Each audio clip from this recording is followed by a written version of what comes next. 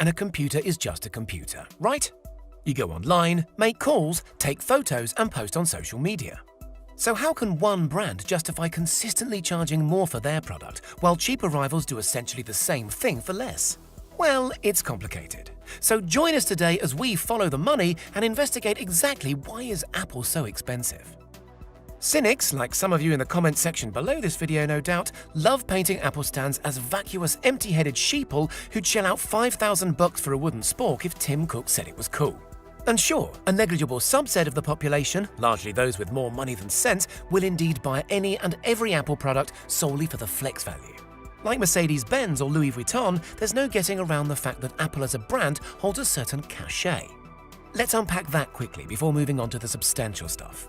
Spiritual father of the brand, Steve Jobs, was a great believer in beauty and the power of compelling aesthetics.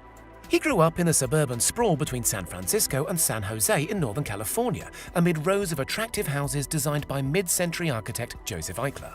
Eichler is famous for crafting quality, modernist family homes aimed at middle-class American families. They weren't exactly mansions, but their design paid appropriate attention to timeless principles of style and proportion. Young Jobs took note. Great design, as both Eichler and Jobs understood, needn't be the exclusive domain of multi-millionaires. If you can make something smart, functional, and easy on the eye, then even if it costs a little more, people will fall in love with it. Jobs was famously obsessive over details. For instance, when it bugged him that the shade of yellow in the second O of the Google logo didn't look quite right to him on an early iPhone, he immediately reached out to Vik Gundotra, Google's senior vice president of engineering, and told him to tackle the problem. On a Sunday, indeed. It takes a lot of hard work, Jobs said in a late career interview, to make something simple, to truly understand the underlying challenges, and to come up with elegant solutions.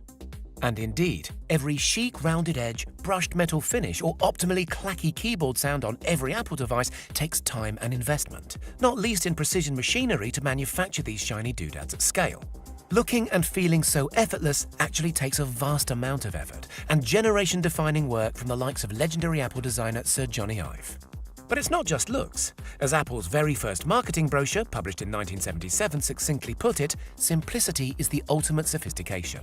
Thus, in addition to their great beauty, or flex value, whatever you like to call it, Apple products are also much simpler to use and get your head around than rival phones or computers. In the parlance of infuriating Apple fanboys and girls everywhere, Apple products just work. This oft-used one-liner bumps up against a frequent objection from Apple skeptics, who insist that an identical specification computer or phone can be had for less money from other brands or on other platforms. If you're happy cobbling together your own Frankenstein's monster of a PC, the argument goes, with the right motherboard, memory, and graphics card, you can save big bucks. Well, perhaps you can, but that arrangement obviously requires a nuanced understanding of hardware and a willingness to put up with tinkering. Not to mention all the energy and attention you'll need to lavish on, just for starters, keeping on top of all those pesky driver updates for your patchwork mongrel machine. With an Apple computer, on the other hand, things really do just work. Apple devices frequently update to tackle security issues and make general subtle improvements in the background and interface, all without you needing to lift a finger. As such, the ticket price may well be higher on a Mac, but if you value your time and you don't like hassle, Macs are worth it.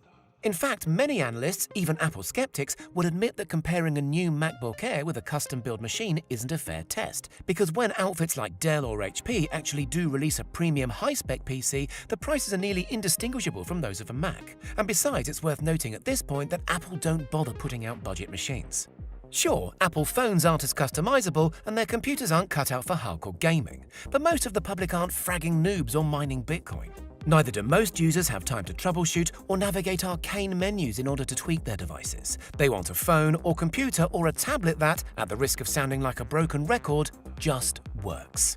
And lest we forget the criticality of customer service, especially to an end user who isn't especially tech-savvy.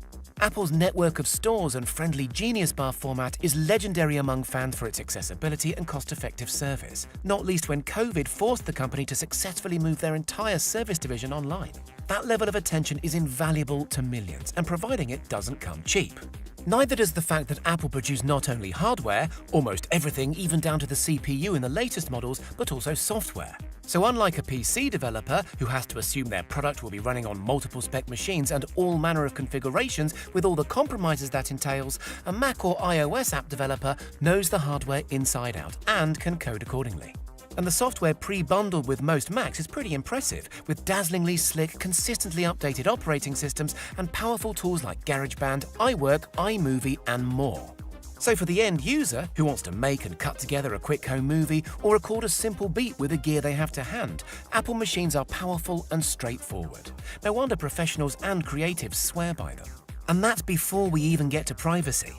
On an Android phone running Google, your data is part of the business model, meaning every move you make on your phone is monetized by the powers that be. Apple is different. The Cupertino Colossus might use your data to improve their services in a strictly limited and transparent fashion, but they're not out to make a fast buck selling your info on to third parties.